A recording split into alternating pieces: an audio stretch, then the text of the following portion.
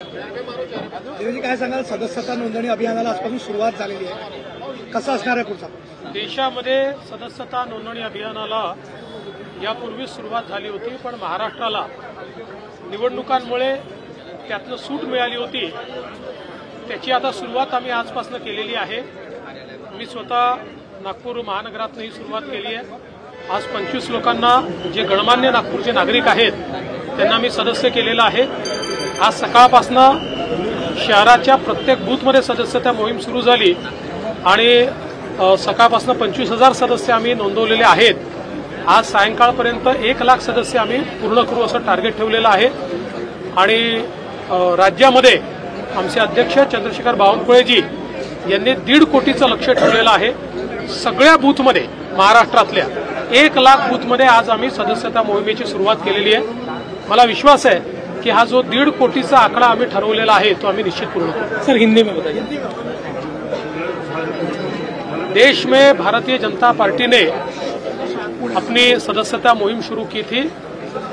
चूंकि महाराष्ट्र में चुनाव था तो महाराष्ट्र को एग्जम्पशन मिला था. आज से हमारी सदस्यता मुहिम शुरू हुई है. आज एक साथ हमने 1 लाख बूथों में सदस्यता मुहिम शुरू की है. मैं स्वयं नागपुर में सदस्यता मुहिम के लिए आया हूं. 25 लोगों को मैंने अभी, जो नागपुर शहर के बहुत ही गणमान्य नागरिक है, उनको मैंने अभी सदस्य बनाया है. सुबह से नागपुर शहर के जो हमारे बूथ है उन सभी शहरों के 2200 बूथों में हमने काम चालू किया है. करीब 25,000 लोगों को पहले 2 घंटे में हम लोगों ने सदस्य बनाया है. आज 1 लाख लोगों को सदस्य बनाना, ऐसा हम लोगों ने तय किया है. और पूरे नागपुर शहर में 7 लाख सदस्य हम लोग बनाएंगे.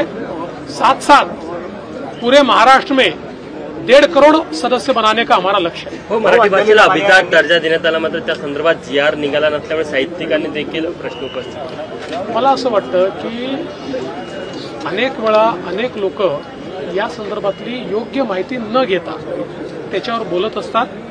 सगळ्या प्रकारच्या प्रक्रिया असतात, त्या प्रक्रिया आपण पूर्ण केलेल्या आहेत आणि अभिजात भाषेचा दर्जा हा केंद्र सरकारने आपल्याला दिलेला आहे. देवेंद्रजी, आज मोर्चे येतात. पुण्यात पण मोर्चा निघाला बीड प्रकरणावरून, आणि अंजली दमाने यांनी आरोप केला की मुंडे समर्थक माझा छळ करताय, मला धमक्या देतात. बघा, पहिली गोष्ट तर अशी आहे की मोर्चे काढण्याचा सगळ्यांना अधिकार आहे, पण बीडच्या प्रकरणामध्ये सरकार आणि पोलीस पूर्ण शक्तीने त्या ठिकाणी कारवाई करताय, निर्धाराने कारवाई होते.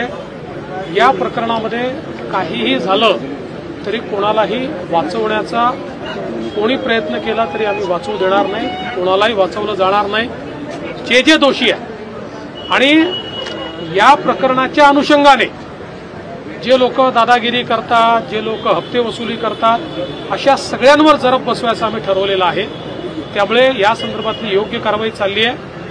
आणि श्रीमती अंजली दमानिया यांची काही तक्रार असेल त्यांनी पोलिसला द्यावी, पोलीस त्याच्यावर निश्चित कारवाई करतील. अतिशय गंभीर बाब उघडकीस आली. गोरेवाडाला 3 वाघ आणि 1 लेपर्ड हे बर्ड फ्लूमुळे गेलेला आहे. त्याचा अहवाल आणि केंद्रीय स्तरावर पण झालाय. त्याचे परिणाम पुढे येऊ शकतात. निश्चितपणे बर्ड फ्लूने गेले असं प्राथमिकदृष्ट्या त्या ठिकाणी लक्षात येत आहे. त्यामुळे बर्ड फ्लू प्रिव्हेंट करण्याकरता, तो थांबवण्याकरता ज्या काही उपाययोजना त्या करण्यात येतात.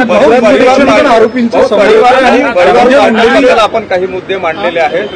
नॅशनल ज्या राष्ट्रीय पार्ट्या आहेत त्यांच्याबद्दल आपलं काय मत आहे? परिवार मी बोललो त्याच्यावर. आरोपींचं गुजरात इतर राज्यात देखील पळून गेलेलं आहे आणि धनंजय मुंडेच्या राजीनाम्याची मागणी प्रामुख्याने या मोर्चातून होत आहे. 2 गोष्टी आहेत. एक तर ते कुठेही गेले असते आणि कोणी त्यांना मदत केली असेल तरी देखील त्यांच्यावर कारवाई होते, तुम्हाला दिसत आहे. मदत करणाऱ्यांना आम्ही सोडत नाहीये. आता माझं मत एवढंच आहे की या संदर्भात नीट चौकशी करू द्यावी, सगळी चौकशी पूर्ण होऊ द्यावी. आम्ही कुठल्याही दोषीला सोडणार नाहीये. याचा उपयोग कुठल्याही राजकारणाकरता करू नये, ही एक गंभीर बाब आहे. एक अतिशय चांगल्या आणि लोकांमध्ये लोकप्रिय असलेल्या सरपंचाची निर्घृण हत्या झाली आहे.